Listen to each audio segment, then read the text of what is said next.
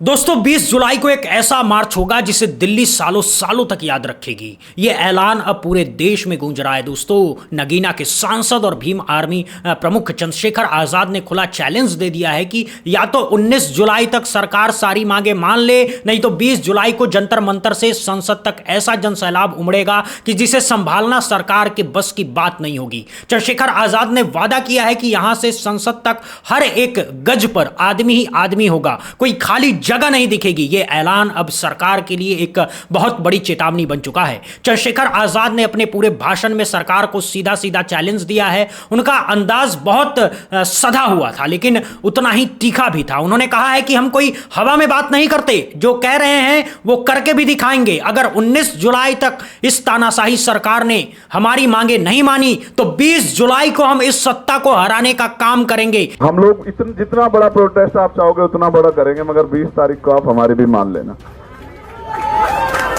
आप आदमी बता दो कितने चाहिए 20 तारीख के प्रोटेस्ट में आपको, और बताओ यहां से वहां तक संसद तक आदमी चाहिए, आप बताओ। आप जो कहोगे, आप कहोगे कि यहां से संसद तक आदमी देखने हैं तो मैं वचन दे कहता हूं। सुनो भाई, मैं कोई बात हवा में नहीं कहता। पहली बात, अगर मैं कह रहा हूं यहां खड़े होकर एडवोकेट चंद्रशेखर आजाद कि यहां से संसद तक आदमी आदमी होगा तो आदमी आदमी होगा। मेरी बात को आप याद रखें। यह बयान देखने में साधारण लग सकता है दोस्तों, लेकिन इसकी गूंज बहुत दूर तक जाएगी, क्योंकि यह पहला मौका है जब किसी बड़े विपक्षी नेता ने 20 जुलाई की तारीख को इतना खुला और सीधा वादा किया है।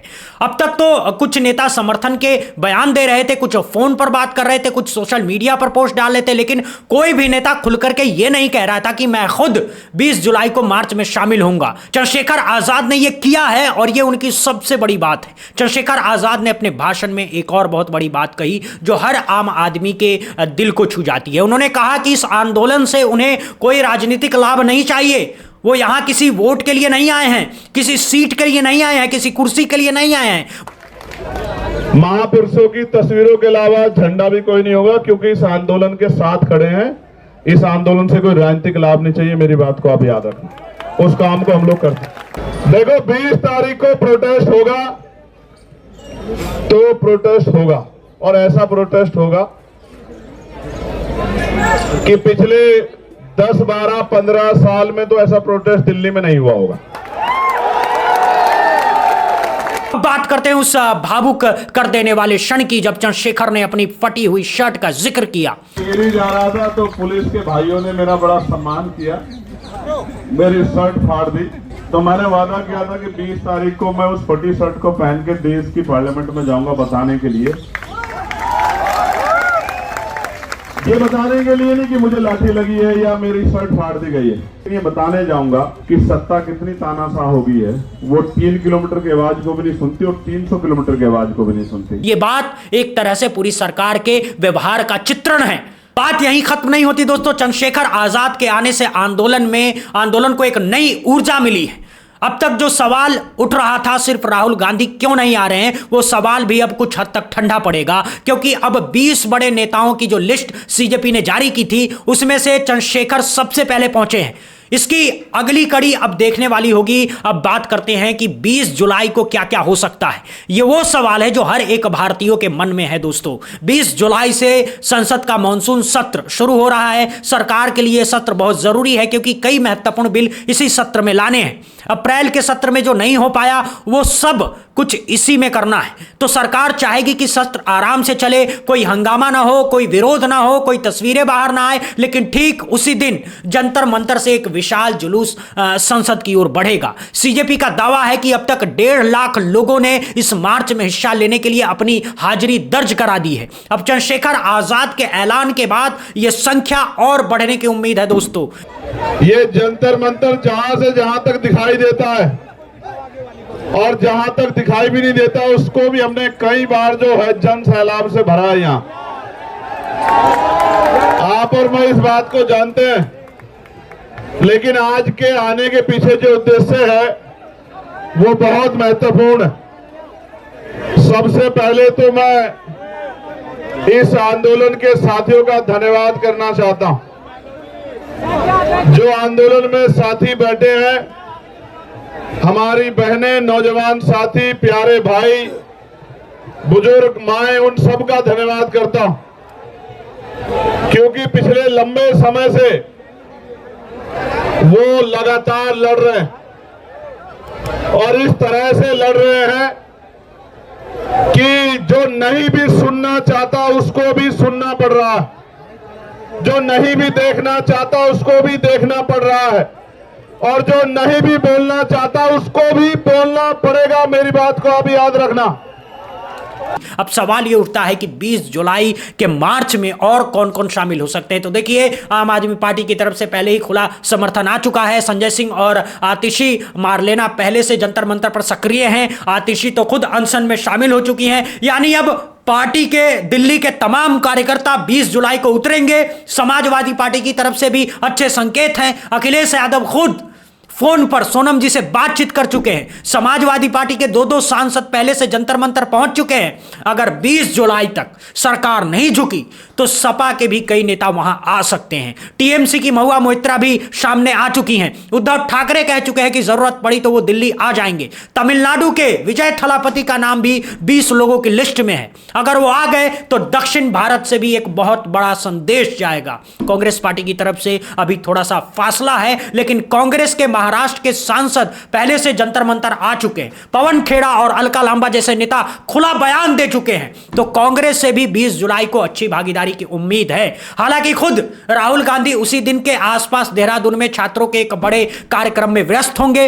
इसके अलावा TMC, RJD, DMK, national conference जैसे तमाम विपक्षी दलों से भी प्रतिनिधि उतरने की उम्मीद है। और सबसे बड़ी बात, देश भर से आम नागरिक अपने पैसे से, अपनी ट्रेन से, अपने बसों से दिल्ली पहुंच रहे हैं। इंदौर से पहले ही छात्रों का एक बहुत बड़ा मार्च हो चुका है। वो बस 20 जुलाई को दिल्ली में भी दिखेंगे ही दिखेंगे, ये बात पक्की है। अब बात करते हैं कि 20 जुलाई को हालात कैसे बन सकते हैं। ये अनुमान लगाना बहुत जरूरी है। पहला परिदृश्य यह है कि सरकार समझदारी दिखाए और 19 जुलाई से पहले बातचीत की मेज बिछा दे। शिक्षा मंत्री धर्मेंद्र प्रधान का इस्तीफा हो जाए, सोनम वांगचुक जी अपना अनशन तोड़ दे, 20 जुलाई का मार्च फिर एक जीत का जश्न बन जाए। दिल्ली की सड़कों पर लोग नारे लगाते, गाते बजाते संसद तक जाएं, यह सबसे अच्छा हल होगा। दूसरा परिदृश्य यह है कि सरकार अपनी अकड़ पर अड़ी रहे और बातचीत न करे, कोई इस्तीफा न ले, तो 20 जुलाई को हजारों लाखों लोग जंतर मंतर से चलेंगे। दिल्ली पुलिस उन्हें बीच में रोकने की कोशिश करेगी, बैरिकेटिंग लगाई जाएगी, धारा 144 लगाई जा सकती है, कुछ जगहों पर टकराव भी हो सकता है, लाठियां भी चल सकती है, आंसू गैस के गोले भी छूट सकते हैं। अगर ऐसा हुआ तो पूरी दुनिया में यह तस्वीर छाएगी। अंतर्राष्ट्रीय मीडिया में भारत सरकार की छवि पर बहुत गहरा असर पड़ेगा। तीसरा परिदृश्य यह है कि पुलिस बहुत सख्ती ना करे, लेकिन मार्च को संसद तक ना पहुंचने दे, कहीं बीच में ही रोक दे, वहां लोग बैठ जाएं, एक अस्थाई धरना शुरू हो जाए। यह अन्ना आंदोलन जैसी स्थिति बन सकती है, कई दिन तक चलने वाला। चौथा परिदृश्य यह भी हो सकता है कि 21 जुलाई को देश बचाओ मोर्चा के तहत जो किसान संगठन दिल्ली आ रहे हैं वो भी 20 को बीच में आ जाएं, यानी छात्र और किसान दोनों एक साथ हों। ऐसी स्थिति में सरकार पर दबाव कई गुना बढ़ सकता है। यह किसी भी सरकार के लिए झेलने वाला दृश्य नहीं होगा। अब सोनम वांगचुक जी की सेहत की भी बात कर लेते हैं। आज उनके अनशन का 19वां दिन है। वजन लगभग 9 किलो गिर चुका है। ब्लड शुगर, ब्लड प्रेशर लगातार अस्थिर है, मसल्स घुल रहे हैं, डॉक्टर लगातार जांच कर रहे हैं। कल दिल्ली हाई कोर्ट के आदेश पर केंद्र सरकार ने पहली बार माना है कि हाँ, वहां कोई शख्स अनशन पर है और उसकी चिकित्सा व्यवस्था की जाएगी। यह पहली छोटी सी जीत है, लेकिन असली जीत तब होगी जब बातचीत की जाएगी, जब मंत्री का इस्तीफा होगा, जब पेपर लीक पर ठोस कार्रवाई होगी। चंद्रशेखर आजाद के आने से एक बात और साबित हो गई है, वो ये कि आंदोलन अब एक अकेले व्यक्ति का नहीं रहा, यह अब देश के सामाजिक और राजनीतिक ताने बाने का हिस्सा बन चुका है।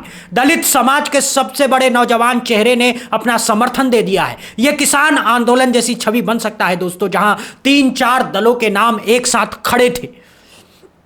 तमाम पत्रकार, तमाम बुद्धिजीवी सब एक मंच पर थे। वैसे ही कुछ इस बार भी हो सकता है।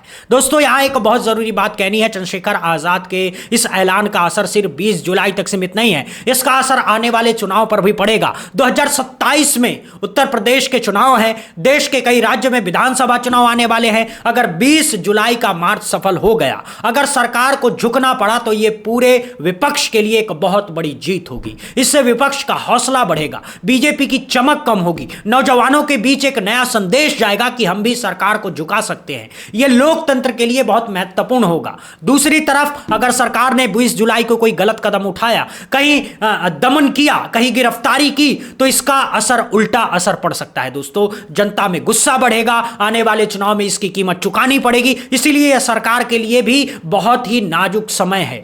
कोई भी गलत फैसला बहुत महंगा पड़ सकता है। अंत में एक बात हम आम नागरिकों को भी समझनी है, चंद्रशेखर आजाद जैसे नेता तो अपना काम कर रहे हैं। सोनम वांगचुक जी अपनी जान की परवाह किए बिना संघर्ष कर रहे हैं। अभिजीत दीप के अमेरिका छोड़ करके आए हैं। आतिशी मारलेना खुद अनशन पर बैठी है। ये सब लोग तो अपना योगदान दे रहे हैं। अब आपकी और हमारी बारी है। अब आप 20 जुलाई को दिल्ली आ सकते हैं तो जरूर आइए, अगर नहीं आ सकते हैं तो कम से कम अपनी हाजिरी उस नंबर पर मिस कॉल देकर के दर्ज करा दीजिए जो सीजेपी ने शेयर किया है। अपने सोशल मीडिया पर आवाज उठाई, अपने आसपास के लोगों को बताइए कि क्या हो रहा है, अपने बच्चों को समझाइए कि यह लड़ाई उनके भविष्य की है, यह जिम्मेदारी सबकी है। चंद्रशेखर आजाद अकेले जीत नहीं सकते हैं दोस्तों, सोनम वांगचुक जी अकेले नहीं जीत सकते हैं। यह जीत तभी होगी जब देश का हर आम आदमी एक साथ खड़ा हो जाए। तो अब आप बताइए दोस्तों, आपको क्या लगता है, क्या चंद्रशेखर आजाद की यह चुनौती सरकार पर असर करेगी?